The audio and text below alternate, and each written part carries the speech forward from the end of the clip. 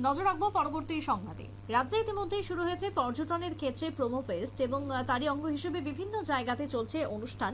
এবারে ট্যুরিজম ফেস্টের বা প্রোমো ফেস্টের অঙ্গ হিসাবে সোনামুড়া মহকুমার মেলাঘরের রুদ্রসাগরের পাড়ে রাজঘাটে ব্যতিক্রমী নয় আজকে, অর্থাৎ 9 তারিখের যে বিশেষ অনুষ্ঠানের আয়োজন, সেখানে উপস্থিত ছিলেন রাজ্যের মন্ত্রী সুশান্ত চৌধুরী। পর্যটন দপ্তরের অধিক পরিমাণে পর্যটককে আকৃষ্ট করার জন্য লাইট এন্ড সাউন্ড শো এর আয়োজন করা হয়েছে মেলাঘরের নীরমহলে, এবং সেই লাইট এন্ড সাউন্ড শো কে কেন্দ্র করে আগামী দিনে যাতে আরো অধিক পরিমাণে পর্যটক আসেন তারই বার্তা দিলেন মন্ত্রী সুশান্ত চৌধুরী। কি বক্তব্য উঠে এসেছে মন্ত্রীর, শুনুন।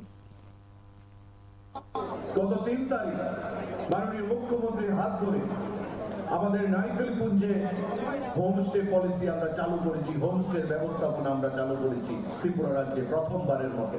আমাদের লক্ষ্য জাতি জনজাতি প্রতিটা অংশের মানুষের মধ্যে পর্যটনের মাধ্যমে সৌভাতৃত্বকে আরো শক্তিশালী করা, সাংস্কৃতিক আদান প্রদান বৃদ্ধি করা, মানুষে মানুষে মিলবন্ধনের মাধ্যমে আমাদের প্রধানমন্ত্রীর যে লক্ষ্য এক ত্রিপুরা শ্রেষ্ঠ ত্রিপুরা, এক ভারত শ্রেষ্ঠ ভারত, সেটা তৈরি করা।